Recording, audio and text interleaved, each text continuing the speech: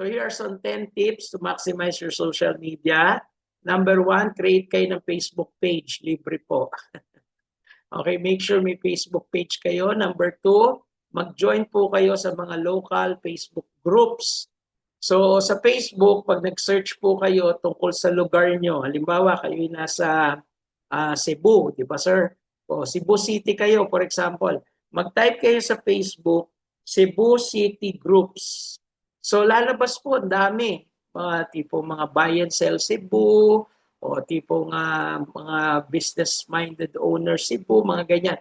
So lahat po ng mga malalapit do sa lugar nyo, pwede nyong i-join yung mga groups na yon. Pwede kayo mag-post doon about your services, about your products, about your tips and techniques sa laundry, para po makilala kayo ng community.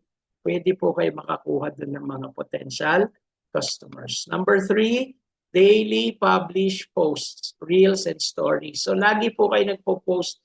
Kung Facebook po kayo, TikTok, Instagram, dapat po lagi kayo nagpo-post, no? You can follow the 7-11-3-7 rule. Ano po 'yon? Alas 7 ng umaga, alas 11 ng umaga, alas 3 ng hapon, alas 7 ng gabi. So 4-time posting every day sa inyong mga online presence, particularly sa Facebook or kaya sa Instagram, sa TikTok, kasama na rin, no?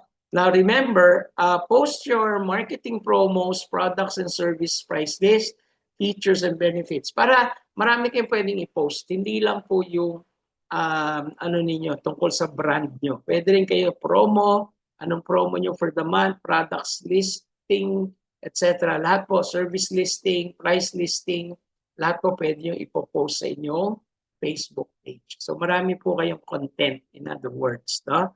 Pwede kayo mag-post ng testimonial, okay, customer pictures with their testimonial. Maganda rin po yung mga testimonial kasi napapatunayan natin sa mga nasa social media that our product is very nice, no? Ating service is very nice, okay? So maraming nagkakagusto. So na-attract po yung mga nakakakita na i-try tayo. Okay?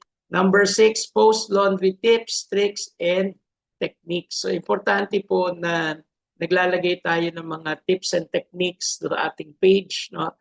Para additional content na naman po yan. Pwede nga kayo pumunta sa YouTube, tapos magkuha kayo doon ng magandang video, share nyo lang yung link, copy link, or share the link doon sa inyong website or sa inyong Facebook page. Okay? Engage with your target audience, make post casual, informative, and entertaining at the same time. So making sure na lagi po kayong nag-comment, no? At nagre-reply sa mga comments. Importante po yan. Para lalo silang dumami nagko-comment sa inyong posting. Right? Post helpful and informative comments in groups. Invite them to like your page. So doon sa group na mga ma-join nyo, dapat po you engage them. No? Huwag basta kayo, tapos mag-comment kayo sa mga pinopost nila, kahit hindi po related sa laundry. Para lang po magkaroon kayo ng identity doon sa group. Yung madalas kayo nakikita sa group, pwede kayong mag-post doon ng mga tungkol sa services nyo.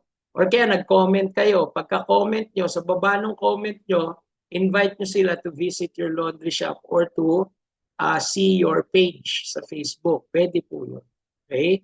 Number 9, keep growing your following by interacting with your posts and comments in your page. So, again, katulad na sabi ko, lahat ng mga nagko-comment, sagutin nyo, bigyan nyo ng mga reply. No? And finally, hindi lang sa Facebook. Make sure you do TikTok, you do Instagram, YouTube channels, no? Para po dumami ang inyong reach. Right?